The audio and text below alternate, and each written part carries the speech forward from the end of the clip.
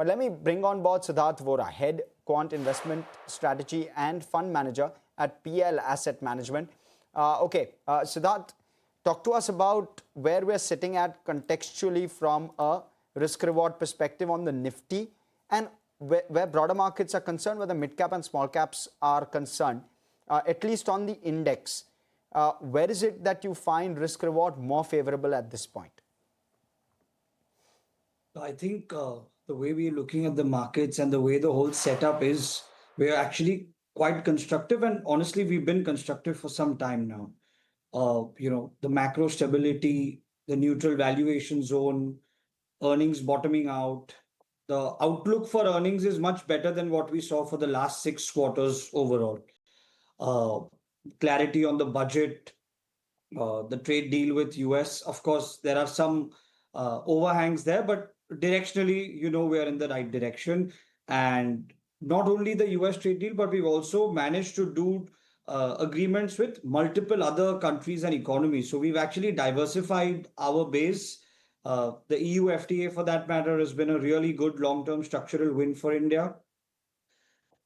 Supportive crude environment. I think overall, we are set up for a very good recovery. And if you look at India's relative underperformance versus emerging markets, developed markets, and precious metals, it has been at a multi-decade low. So we are in the bottom 10 percentile of relative underperformance versus emerging markets, developed markets, and precious metals. So I think given the growth, the valuation, the strong domestic liquidity, and the favorable macro policy in India, I don't think India has a reason to underperform so much. Of course, the only concern that has been worrying the markets over the last 12 to 18 months is that we're not a major part of the global AI migration or the AI transition. But I think every time AI rallies cool off, India will be seen as a stable AI neutral market with some now potential tailwinds around AI also emerging. But I think we're still not in the top race for now in terms of AI. But overall, I think India is set up for a good recovery. We personally are better positioned and like large caps and mid caps more. Small caps, we've been under allocated. It's pretty much been on an average 10-15% in our flexi cap fund for the last 12 months or so. So we've been underweight small caps because the earnings delivery has been very mixed. Valuations were stretched. Mid caps and large caps, on the other hand, have done slightly better on earnings and give us a little more valuation and quality comfort as well. So we would still stick to our large and mid cap orientation and value orientation as opposed to a very small cap oriented tilt. Is where the bias is in the market. Siddharth, hi, good afternoon. You spoke about AI and how India still has massive headroom for growth.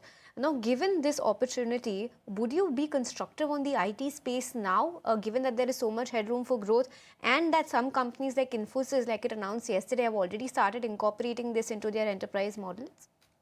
So, the real long-term story of how AI will disrupt or enable businesses to become more efficient, get more margins, get more orders, it's extremely uncertain.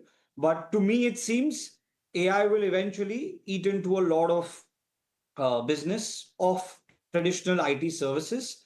IT product companies on platform companies could still be a little more relevant in the decade that we're looking at.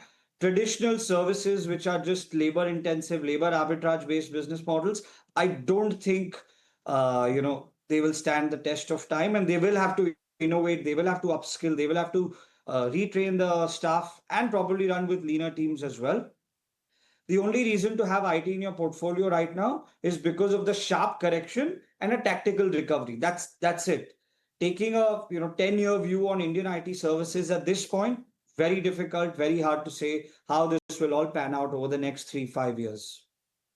How best are you playing the AI theme, Siddharth? Because one is there are tie-ups which are happening with Indian companies. Indian IT, of course, you spoke about that, the uncertainty over there, or through maybe the data centers, which do you believe is maybe a slightly sticky business also, and could well be something which may not be as well appreciated at this juncture as ought to be, in your opinion?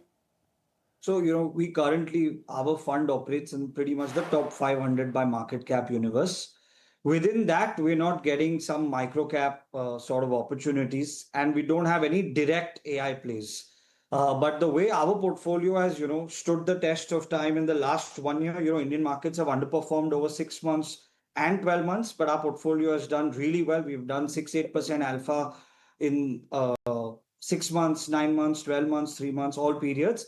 So I think the biggest beneficiaries for us have been our allocation to metals and materials, which have seen natural tailwinds from a slightly weaker dollar, a stronger pricing environment, and global supply bottlenecks. So at the end of the day, as AI also plays out, energy, power, metals, all of them are going to be part of that ecosystem. So we are actually playing a third order beneficiary of the AI transition in the world, not any direct sort of data center plays or software hardware plays. We're still too early, and quant models haven't been able to pick these AI plays in India so well till now. And the journey has been quite nascent as well for AI stories in India. So I think metals, energy, and power stocks have done really well for us. And I think we will continue to be allocated to some of these themes rather than try to find any hype names in AI. Okay, so that's how you are trying to capture this AI opportunity. Start moving away from this entire tech and AI conversation. You've briefly spoken to us about metals and power. What other sectors are you looking at right now? What's looking constructive? So our portfolio currently allocated, PSU banks has been a big allocation. That's been a theme where we've seen tremendous valuation delta, growth delta, and ROE delta. So it's rare to find sectors where from a bad cycle, growth becomes very good on a lower base or relatively faster than private banks. Valuation, of course, historically, PSU banks have always been cheap, and they continue to trade cheap. They never trade at multiples of private banks. But every time the multiple re rates, even from 0.6 to 1, you get a massive return. And the ROE delta in PSU banks has been much higher and likely to be much higher. So I think PSU banks has done well for us. Metals has been a big overweight for us. Auto ancillaries and industrials are now actually starting to perform. And other than that, we've got some allocation in defense and energy as well. So I think overall, if you look at the color of the portfolio, metals, defense, power, energy, industrials, auto ancillary, and some cement and material names as well. It's a cyclical, high beta sort of portfolio. We're trying to not invest in FMCG, IT. I think the FMCG and IT underweight has also been a big source of alpha for us. So the whole cyclical tilt and value tilt to the portfolio has done pretty well for us. So, and where do you sit at where, consumption is concerned? Therefore, if you're staying away from FMCG altogether, is it only because of valuations? I'm trying to get a sense. So, see, at any point of time, what our models try to evaluate is on a relative basis, where is growth looking good? On a relative basis, where is quality improving? On a relative basis, where is valuation still a little more comfortable? So I think it's the trinity of value, quality, growth, and it needs to be backed up with momentum as well. So when you get four of these factors playing together, you get sectors and themes. So ideally, we're not active stock pickers where we analyze one stock. Our models do all the heavy lifting and they create the portfolio.